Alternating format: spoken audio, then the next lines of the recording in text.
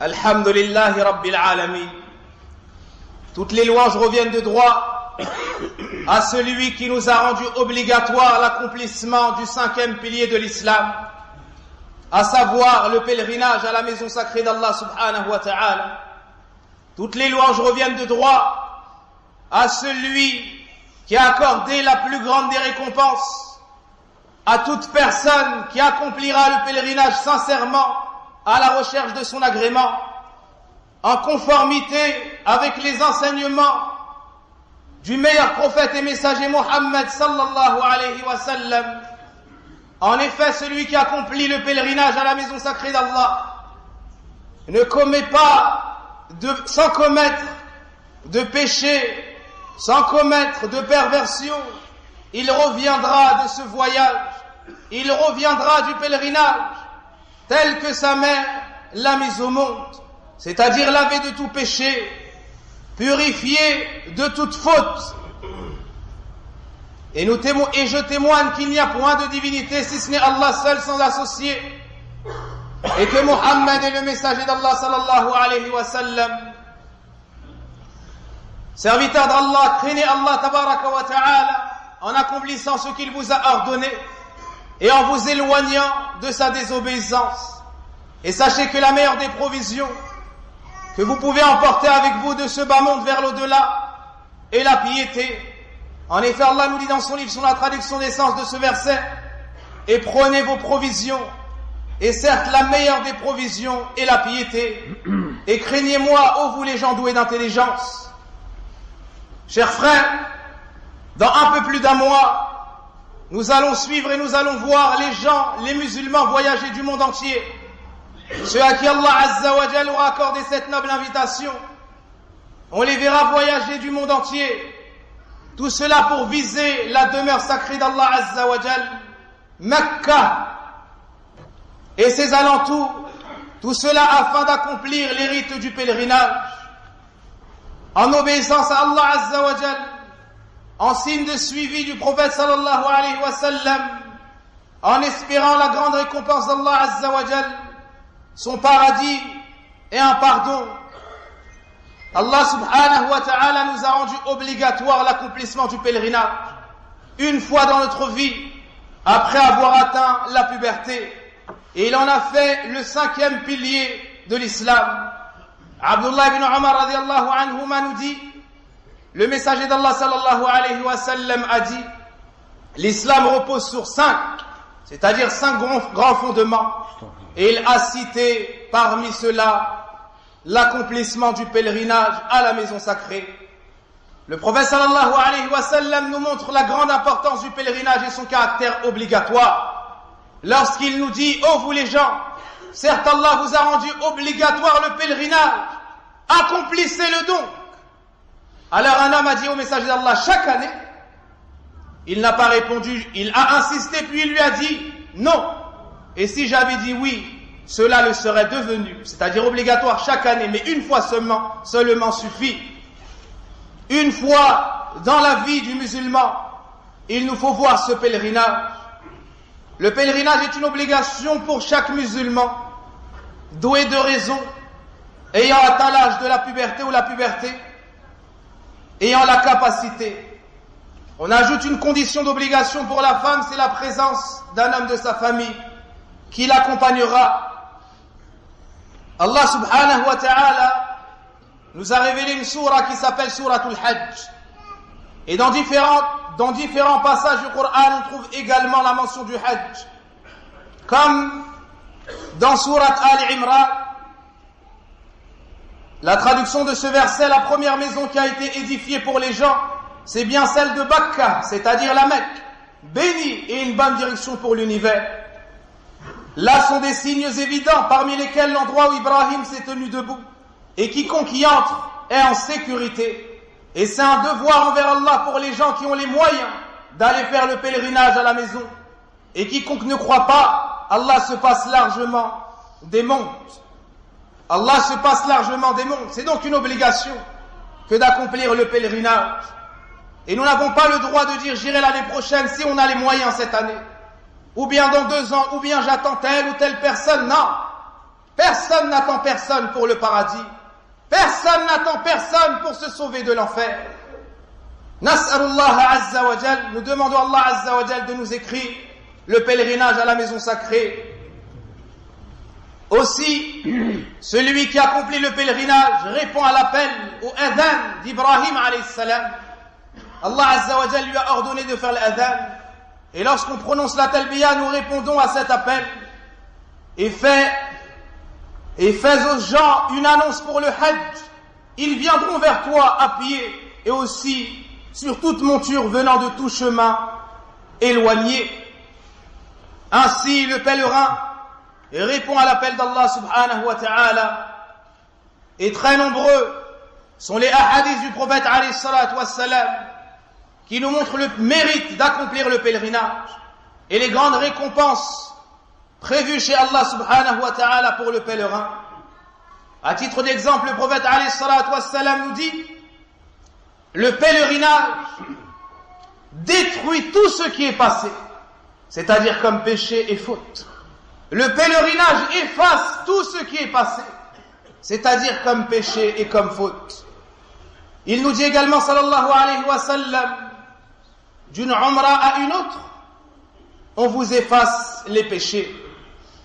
Et le pèlerinage correctement accompli n'a d'autre rétribution, n'a d'autre récompense, si ce n'est le paradis. Si ce n'est le paradis. Le prophète alayhi salatu wassalam nous informe également que le pèlerin est un invité d'Allah. Allahu Akbar. Le pèlerin est l'invité d'Allah subhanahu wa ta'ala et une délégation qui sera récompensée et honorée par Allah. Il nous dit: le pèlerin et celui qui accomplit la Umrah sont une délégation chez Allah. Il les a invités. Ils lui ont répondu. Ils lui ont immédiatement répondu. Et ils lui ont demandé. Et il les a exaucés. Ainsi, le pèlerin voit ses invocations exaucées chez Allah subhanahu wa ta'ala. Et il se voit honoré et élevé chez Allah tabaraka wa ta'ala. Le pèlerinage est une adoration des plus belles, des plus profitables, des plus bouleversantes dans la vie du croyant. Il y concrétise la foi et le monothéisme pur. Il y concrétise l'avilissement et le rabaissement chez Allah, ou bien devant son Seigneur Allah. Son cœur se fragmente et s'humilie devant la grandeur de son Seigneur. Il ne cesse d'avancer pas à pas vers la récompense et le pardon d'un Seigneur pardonneur et miséricordieux, généreux.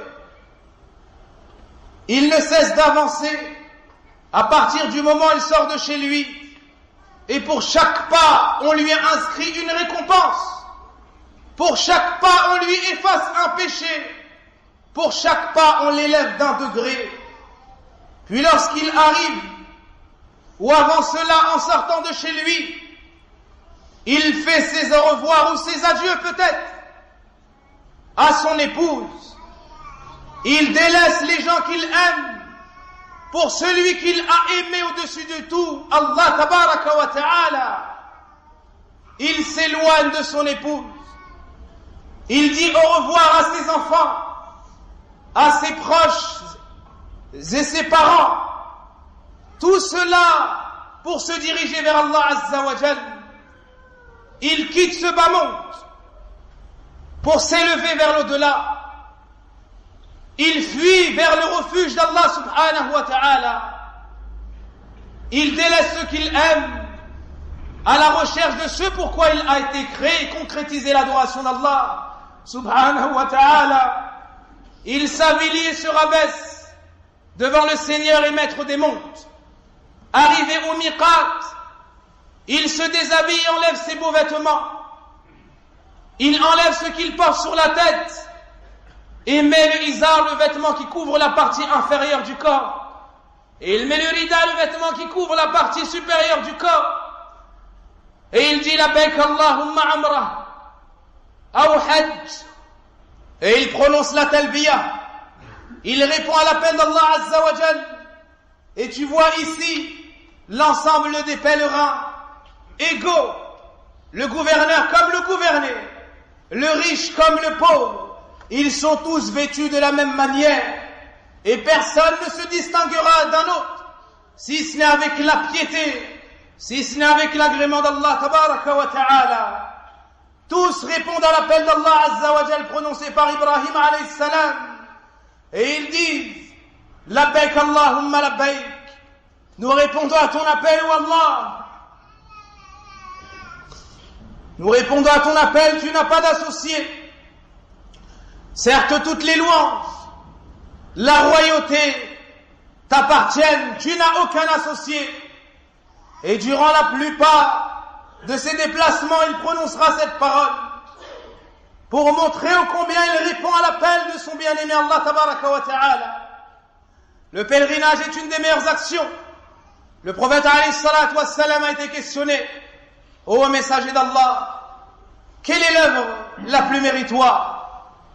Il répondit sallallahu alayhi wa sallam: la foi en Allah, seul sans associé.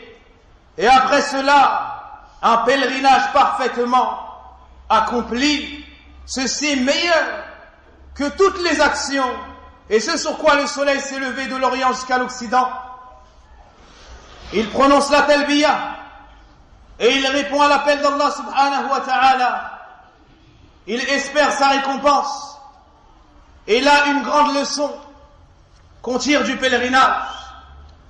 Une grande leçon qu'on tire du pèlerinage, c'est que lorsqu'Allah Azza wa Jal nous a invités au pèlerinage, nous avons répondu avec la talbiya en disant Labbaik Allahumma labbaik. Ô toi qui as déjà accompli le pèlerinage, ô toi qui t'appelles à répondre à l'appel d'Allah Azza wa Jal, tu réponds Labbaik Allahumma labbaik. Et ici une question qu'on doit tous s'adresser: mais qu'avons-nous répondu à l'appel d'Allah pour la prière du Fajr?